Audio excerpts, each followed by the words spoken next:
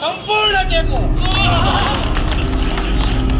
આજની સભાના અધ્યક્ષ શ્રી સિદ્ધાર્થભાઈ આપણી વચ્ચે ઉપસ્થિત છે. મારી સભાના અધ્યક્ષ શ્રી આપની અનુમતિની અપેક્ષાએ અમારા જિલ્લાના વરિષ્ઠ નેતા પૂર્વ અને મંચ ઉપર બધા જ પોતાનું સ્થાન ગ્રહણ કરો.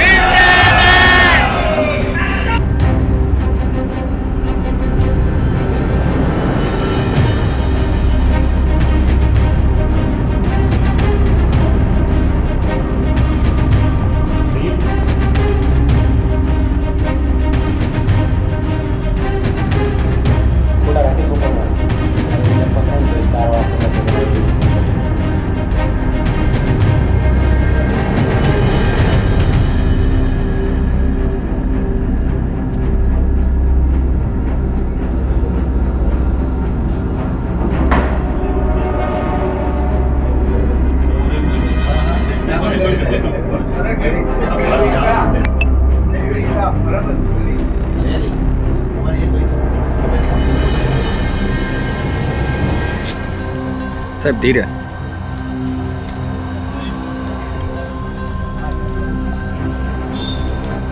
કામગીરી કરો.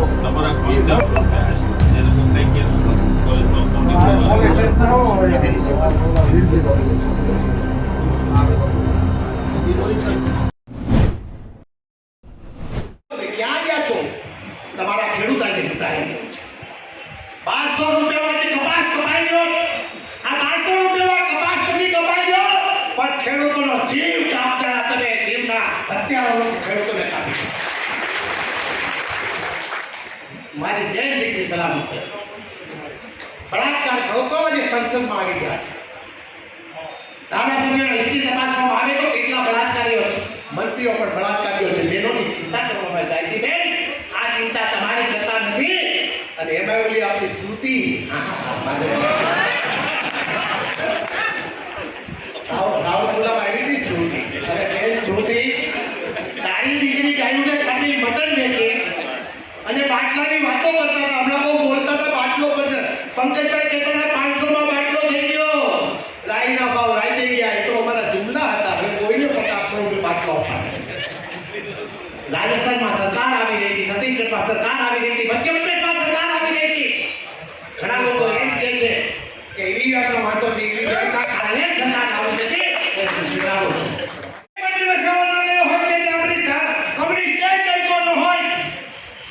એક દિવસે એવો જતો હોય કે ત્યાં માઇક પણ ધરપેડોનો હોય, ના ખુદાય બોલ્યોનો હોય. રાતનો સમય એવો હોય.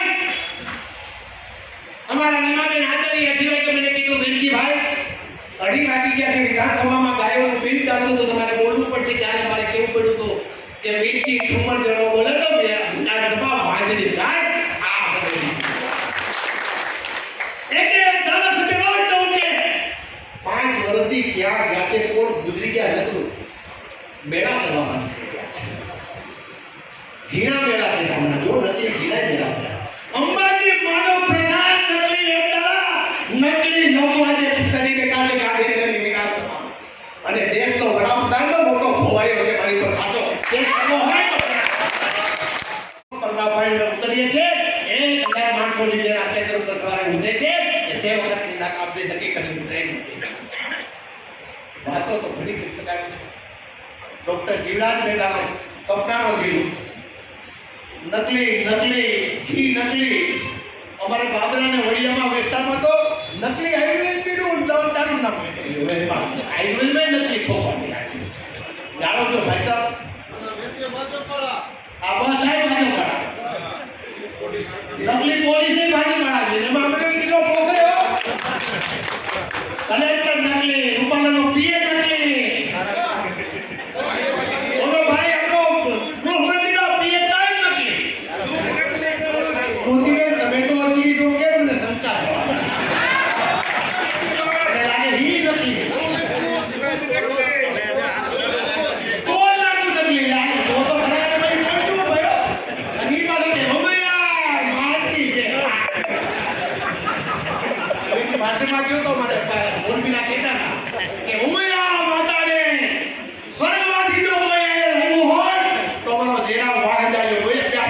રાખજો નકલી કોંગ્રેસ. આ બધા નકલીને ઓળખો. કોંગ્રેસ આ વખતે સત્તા સ્થાને આવવાની છે. ગુજરાતને આ વખતે ફરી વખત જાગવાની જરૂર છે. જેને જે લખવું હોય તે લખી લે. આ વખતે કોંગ્રેસની સરકાર 24 દિલ્હીમાં બેસવાની છે. એમાં ગુજરાત ફળો જોડાય.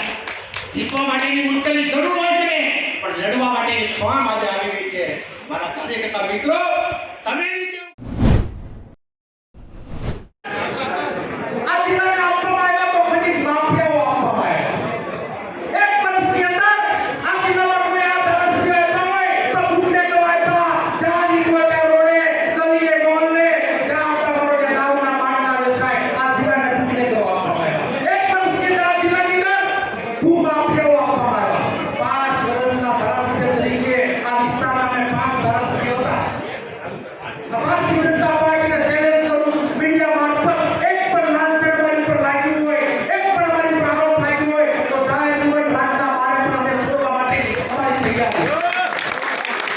ગામના રહીના નામે રથ માંગનાર આ ભારતીય જનતા પાર્ટીને ગામના છોડે જઈને પૂછો, ગામને ઓટલે પૂછો કે ડબલ આવક કરવાની વાત કરી હતી. આ દેશના વડાપ્રધાને ડબલ આવક કોની થઈ? 46 રૂપિયા ડીઝલ મળતું હતું. આજે 95 રૂપિયા ડીઝલ મળે છે, પેટ્રોલ મળે છે.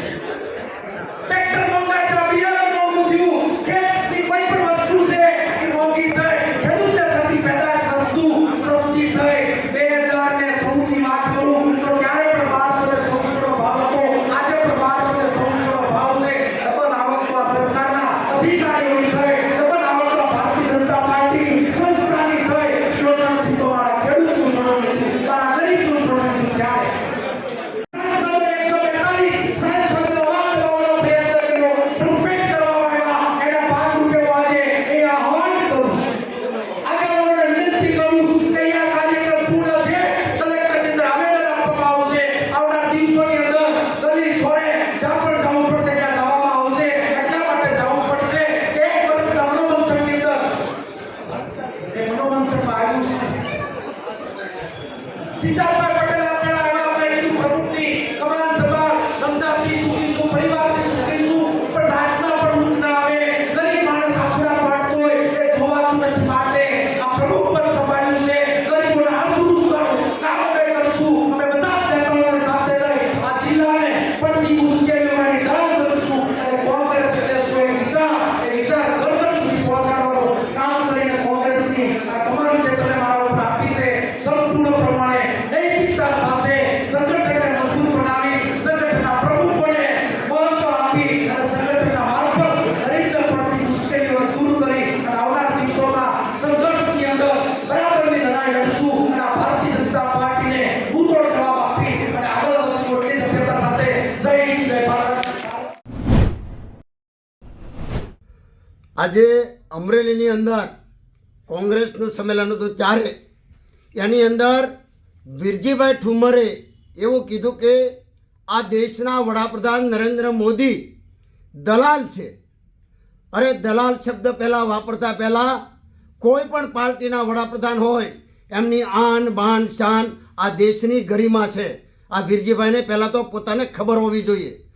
મારે એટલું જ કહેવાનું છે, આ દેશના વડાપ્રધાન તરીકે મારે નરેન્દ્રભાઈ મોદી સાહેબ બેઠા છે ત્યારે આ દેશના વડાપ્રધાન દલાલ નથી, પરંતુ વીરજીભાઈ તમારા કોંગ્રેસના શાસનમાં તમારા રાજીવ ગાંધી તમારા વડાપ્રધાન જે તે વખતે એવું કીધેલું કે હું ગામડાની અંદર 1 રૂપિયો મોકલું છું ત્યારે ગામડામાં 15 પૈસા પહોંચે છે. એ તમારા વડાપ્રધાન રાજીવ ગાંધીએ કીધેલું. ત્યારે આજે નરેન્દ્ર મોદી સાહેબના શાસનમાં 50 કરોડથી વધારે જનધન એકાઉન્ટ ખોલ્યા છે આ દેશની અંદર અને ડાયરેક્ટ ડીબીટીના માધ્યમથી ડાયરેક્ટ બેનિફિટ ટ્રાન્સફર લોકોના એકાઉન્ટમાં ગુજરાત સરકાર હોય કે કેન્દ્રની સરકાર હોય કે કોઈ પણ સ્ટેટની ગવર્મેન્ટ હોય ડાયરેક્ટ બેનિફિટ ટ્રાન્સફરથી દરેક લાભાર્થીઓના એકાઉન્ટમાં 1 રૂપિયો આજે જાય છે. નરેન્દ્રભાઈ મોદીજીના શાસનમાં જાય છે. ત્યારે મારે આપને જણાવવાનું થાય છે કે દલાલો હોય એમને દલાલ દેખાય, ચોર હોય એમને ચોર દેખાય.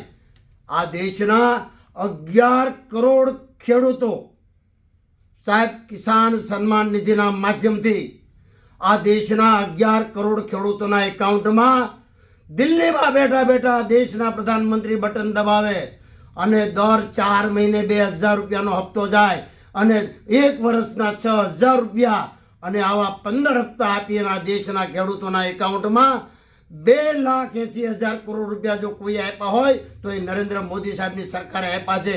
સાહેબ આજે તમારી સરકારને આજે પણ લોકો નથી ભૂલ્યા. યુપીએ 1 ગવર્મેન્ટ હોય કે યુપીએ 2 હોય, 12 લાખ કરોડના ગોટાળા કરી અને તમારી સરકાર જ્યારે લોકોએ જાકારો આપ્યો ત્યારે મારે કહેવાનું થાય છે 2G સ્પેક્ટ્રમ હોય કે પછી તમારે કેટલા કોયલા ગોટાળા હોય, આદર્શ સોસાયટી ગોટાળા હોય, કોમનવેલ્થ ગોટાળા હોય, હવાલા કાંડ હોય, સત્યમ ગોટાળા હોય કે પછી મનરેગા ગોટાળા હોય કે જમીન વાઢરા ગોટાળા હોય, કેટલા ગોટાળા ગણાવું હું તમને. આવા અનેક ગોટાળાઓ કરી અને 100 ઉંદર મારી અને બિલ્લીભાઈ પાટી બેઠા. જ્યારે ચૂંટણીઓ આવે ત્યારે તમે આંસકા મારો. અરે આ દેશની જનતા બતાવવાની છે, ગુજરાતના મતદારો બતાવવાના છે અને અમરેલીના મતદારો પણ બતાવવાના છે. તમારે કોંગ્રેસના ઘોડા દોડાવવાનો એટલા દોડાવી લેજો. બાકી આ દેશમાં ત્રીજી વખત વડાપ્રધાન તરીકે નરેન્દ્ર મોદી સાહેબ બેસે છે અને 400થી વધારે સીટો લઈ અને લોકસભામાં પાછા વડાપ્રધાન તરીકે નરેન્દ્રભાઈ મોદી સાહેબ કેન્દ્રમાં બેસવાના છે. એમાં કોઈ મિનમેક નથી.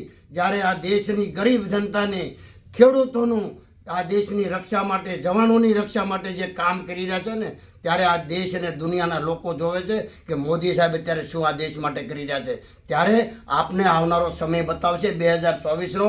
હવે વાર નથી, 3 મહિનાની વાર છે. બધું જ આપણે મેદાને જંગે ખેલી લેવાનું છે અને આપણે એલાને જંગ શરૂ કરવાનો છે. વીરજીભાઈ બહુ ખૂબ ખૂબ ધન્યવાદ. અસ્તો વંદે માતરમ. ભારત માતા કી જય.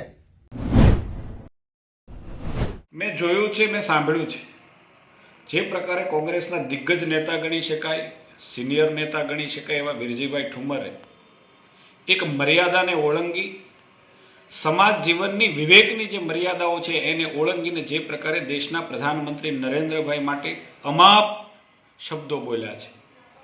જાહેર જીવનમાં આપણે એને લખી ન શકીએ કે વાંચી ન શકીએ કે બોલી ન શકીએ એવા શબ્દોનો એમણે ઉપયોગ કર્યો છે. હું માનું છું કે જાહેર જનતાની પણ વીરજીભાઈ પાસેથી આ અપેક્ષા ન હોઈ શકે. કોંગ્રેસના લોકોનો વાણી વિલાસ, દેશના પ્રધાનમંત્રી પ્રત્યેનો અણગમો આપણે જાણીએ છીએ, પરંતુ એમ માનું છું કે દેશના પ્રધાનમંત્રી નરેન્દ્રભાઈ મોદી એ દેશની જનતાના નાયક છે, રાષ્ટ્રના નાયક છે. દુનિયા આજે ભારત તરફ જોઈ રહી છે. પોતાના નેતા તરીકે, દુનિયા પોતાના નેતા તરીકે નરેન્દ્રભાઈને ઓળખે છે. ને એવા વખતે કોંગ્રેસના લોકો ક્યાંક મીડિયામાં છવાઈ જવા માટે, ક્યાંક સસ્તી લોકપ્રિયતાની ઘેલસા માટે, જેના માટે દેશના પ્રધાનમંત્રીનું આવા પ્રકારનું અપમાન કરે છે. હું એમ માનું છું કે જાહેર જીવનમાં સભ્ય સમાજ ક્યારેય એમને સાંખી નહીં લે અને હું એમ માનું છું કે આવનારા ચૂંટણીના એના પ્રત્યાઘાતો ચૂંટણીમાં ખૂબ મોટા પડશે. ન માત્ર પ્રધાનમંત્રી, દેશની મહિલા નેતાઓ માટે પણ નિર્લજ્જ શબ્દનો ઉપયોગ વીરજીભાઈએ કર્યો છે. હું માનું છું કે કોંગ્રેસનું ચારિત્ર આ બતાવે છે કે મહિલાઓ સામે, મહિલાઓ માટેનો એનો અભિગમ શું છે, આ બિલકુલ એનું ચિત્ર સામે આવે છે. થોડા દિવસ પહેલાં જ મહામહિમ ઉપરાષ્ટ્રપતિ માટે જે પ્રકારે કોંગ્રેસના સાથી પક્ષના સાંસદે જે પ્રકારે નકલ કરી છે, જે પ્રકારે એની મિમિક્રી કરી છે, હું એમ માનું છું કે જાહેર જીવનમાં કેટલાક મૂલ્યો છે એને કોંગ્રેસે નેવે મૂકી દીધા છે ને કોંગ્રેસ બિલકુલ એના પતન તરફ ઝડપથી જઈ રહ્યો એવું અમને દેખાય છે. બનાવની હકીકત એ પ્રકારની છે કે અમરેલી ભાજપના મહામંત્રી મેહુલભાઈ ધોરાજીયા દ્વારા ગઈકાલે એક કમ્પ્લેન મળી છે કે જેમાં અમરેલી જૂના માર્કેટ ખાતે તારીખ 22ના રોજ કોંગ્રેસના સ્નેહ સંવાદ કાર્યક્રમમાં કોંગ્રેસના એક્સ MP વીરજીભાઈ ઠુમ્મર દ્વારા દેશના પ્રધાનમંત્રી વિશે, દેશનો વડાપ્રધાન મોટો ભવાયો છે, ભવાઈવાડા કરી રહ્યો છે, દલાલી કરી રહ્યો છે, આ પ્રકારની અપમાનજનક ભાષામાં વાત કરતા હોય જેનાથી ઉશ્કેર થઈ શકે અને કોઈ બનાવ બની શકે એ પ્રકારનું સંભવ છે. જાણવા છતાં પણ આ પ્રકારની વાત કરી હોય એ પ્રકારનો વિડીયો એઓને મળતા તથા એ અન્વયે તેઓએ અમરેલી પોલીસ સ્ટેશનની અંદર નોન કોગ્નિઝેબલ કમ્પ્લેન રજીસ્ટર કરી છે. આ અંગે પોલીસ કોર્ટમાંથી પરમિશન લઈ અને તપાસ કરી શકે એ પ્રકારની કાયદાકીય જોગવાઈ હોવાને કારણે હાલમાં કોર્ટમાંથી મંજૂરી મેળવવાની પ્રક્રિયા ચાલુમાં છે. જી સર. આજે અમરેલી સિટી પોલીસ સ્ટેશન ખાતે અમારા જિલ્લા કોંગ્રેસ સમિતિના પૂર્વ પ્રમુખ ઠાકરજીભાઈ મેતલિયા અને પૂર્વ પ્રમુખ સોસાસાહેબ અને કોંગ્રેસના અમારા બધા જ મહત્વના આગેવાનો સાથે હાલની જે અમારી ઉપર પ્રેશર ચાલી રહ્યું છે, અમને દબાવવા અને ધમકાવવા માટેનો જે પ્રયાસ ચાલી રહ્યો છે, મારા પૂતળા ઠેર ઠેર દહન થઈ રહ્યા છે.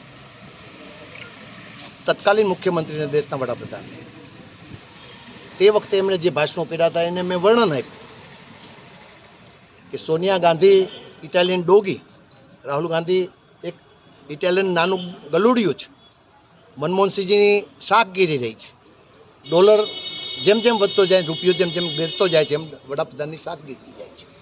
આ બધી વાતોને કોપ કરીને મેં મારા કોંગ્રેસના કાર્યકર્તાઓનો એક વિશાળ કાર્યક્રમ હતો, કોંગ્રેસ કાર્યાલયમાં હતો, જાહેરમાં હતો અને કોંગ્રેસ કાર્યાલયના હોલમાં હતો. જે મારું વક્તવ્ય આપ્યું એની સામે મારા પુત્ર ઠેર ઠેર બાળ્યા છે. એ બાળે કોઈ પણ માણસની સંસ્કારિતા દેખાડે એની સામે મારો વિરોધ ન હોઈ શકે. સંસ્કારની વાતો કરીને સંસ્કારિતા દેખાડી રહ્યા છે, એમનો વિરોધ ન હોઈ શકે. પરંતુ મારી ઉપર ગઈકાલે ફરિયાદ પણ દાખલ કરી છે અને જે ફરિયાદ દાખલ કરી છે તે પ્રમાણે મારી ઉપર બદનક્ષી કરી. હું પોતે આવ્યો છું કે મને ચોર કીધો છે, મને લૂંટારો કીધો છે સાંસદે, મને ખેડૂતોના પૈસા હણી જવાળો આપની સરકાર છે. મેં ખેડૂતનો એક પણ પૈસા સબસિડીનો ખાઈ ગયો, મને અત્યારે ત્યાં જેલમાં પડ્યો, પણ ફાંસી આપે મને વાંધો નથી, પણ માત્ર વાહિયાત વાતો કરીને મને દબાવવા માટેનો જે પ્રયાસ થઈ ગયો છે એની સામે સિટી પોલીસ સ્ટેશનમાં આજે સિટી પીઆઈને અમે પત્ર પણ આ રજૂઆત પણ મોકલી છે, મારી સામે ફરિયાદ નોંધી છે. એ જ ગુના એમની ઉપર દાખલ કરવામાં આવે, બધા નામે નામ લખ્યા છે. ધારાસભ્ય સાવરકુંડલા કસવાળા ઉપર, અમારો લાઠીનો ધારાસભ્ય જે છે એમની ઉપર તો અનેક ગુના છે. એમની ઉપર જિલ્લા કોંગ્રેસના પ્રમુખ, જિલ્લા પંચાયતના પ્રમુખ છે એમની ઉપર, રવુભાઈ ખુમાણ છે, એ મારા પુતળા અને મારી વિરુદ્ધમાં અનેક પ્રકારના ભાષણો સાથે નીકળ્યા હતા, એમની ઉપર પણ બદનક્ષીના કરવામાં મારી ઇમેજને ધક્કો લગાડ્યો છું. હું તો સાંસદ હતો આ રાજનો, આ દેશનો સાંસદ હતો, આ રાજનો સાંસદ હતો, આ જિલ્લાનો સાંસદ હતો.